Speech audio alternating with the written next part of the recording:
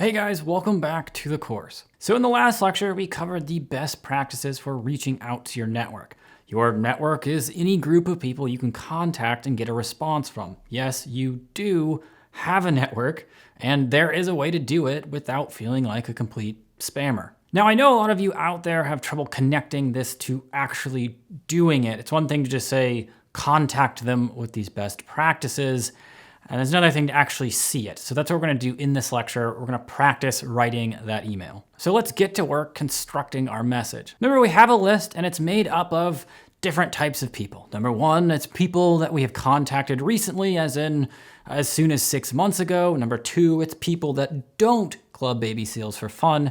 Number three, it's people who are remotely relevant to what you're doing. Remotely relevant. Now to get this started, as we suggested prior, we're going to whip out an email.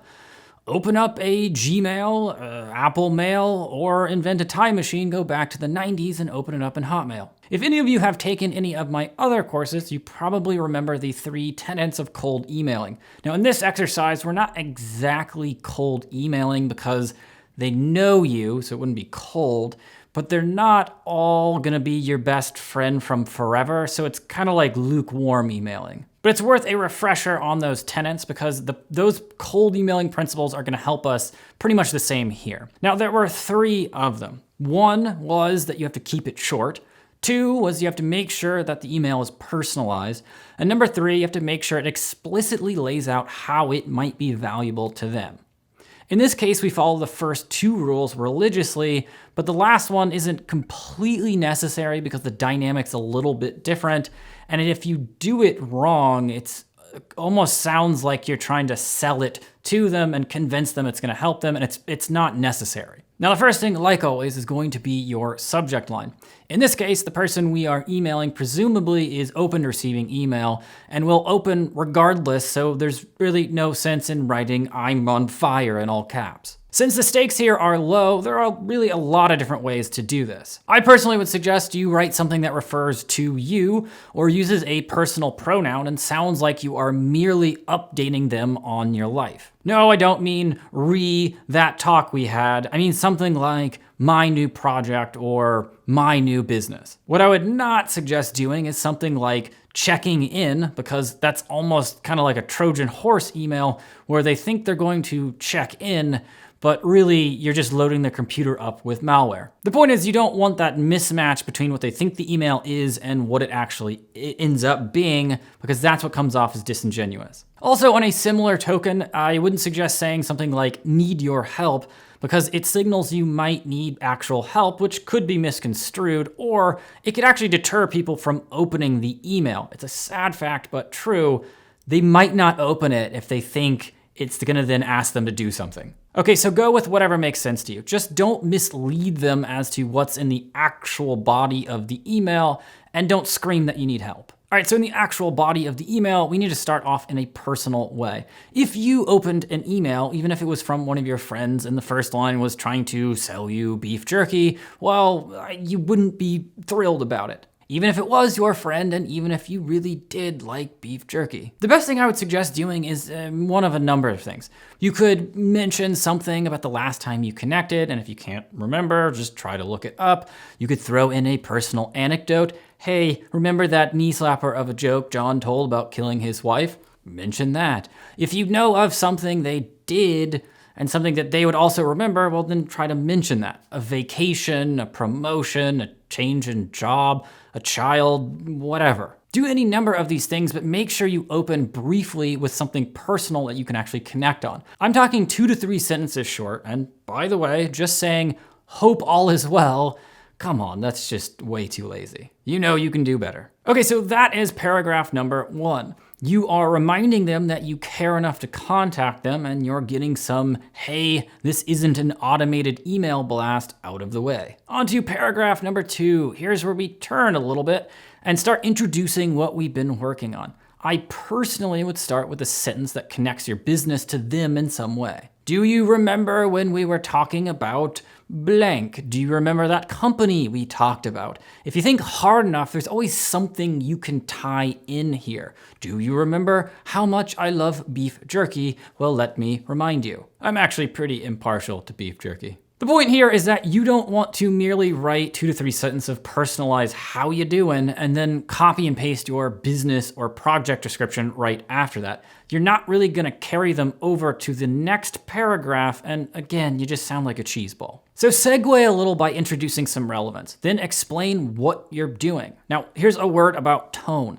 Don't lose sight of the fact that you are talking to a friend/acquaintance. This is not a blog post, so write the way that you specifically would speak to that person.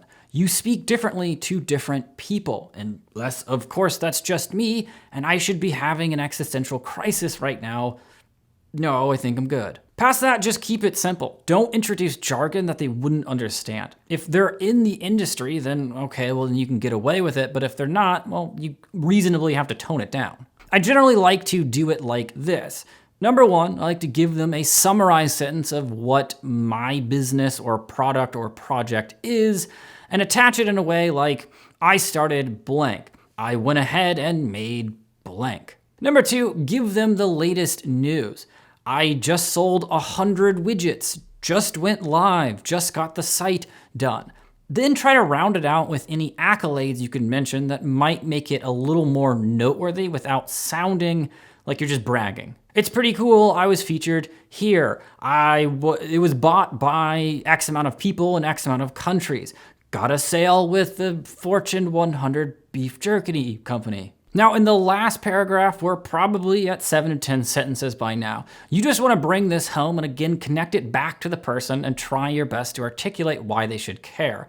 It could be as simple as, hey, I respect your advice. Can you give me some feedback? Or what do you think? Or it could just be something specific to how this might benefit them in some kind of vague way. Really just try to get creative here. The point is that there's really some currency to be exchanged here, so don't waste the opportunity. Asking people for their advice, believe it or not, makes them feel like you care about their opinion, even if it's not true at all. This is also your opportunity to put in some form of a call to action. Hey, can you look at this? What do you think about this? Do you know anyone who'd be interested in this? Okay, so it's really quite simple. 2 to 3 sentences, getting mushy and personal. 3 to 4 sentences saying what you're doing, what's changed or what's new, and what you're doing right. Then wrap it up with 2 sentences or so, calling them to do something or just reminding them why they might care. Cool? Okay, it's actually quite easy. Just open up your email and honestly try it out. To give you guys a quick example of a bad version of a cold email to your network, we'll run through one I actually found today real quick. This is one from a site called ladder.io, and it's a good reminder why the internet is not made of all great things. It goes something like this. Hey Dave, I'm selling premium dog biscuits on a subscription for $50 per month, taking 20 pre-orders at that price. PayPal me $50 at example@email.com if you want in. Know anybody else that would be interested? Feel free to forward this email. Any questions, just hit reply. Yes, that is an actual example template that was actually suggested by someone. There's no personalization, no mention of our relationship, and not even the broadest attempt to explain why I might care about doggy biscuits. Does he think everyone cares about said doggy biscuits? Like I'm gonna flip my desk right now and run to my wallet because you said doggy biscuits. And then the next part is obviously just, wow, no justification of why it's great or interesting, no description of the product, and seriously, he's using that pre-order limit trick for his friends.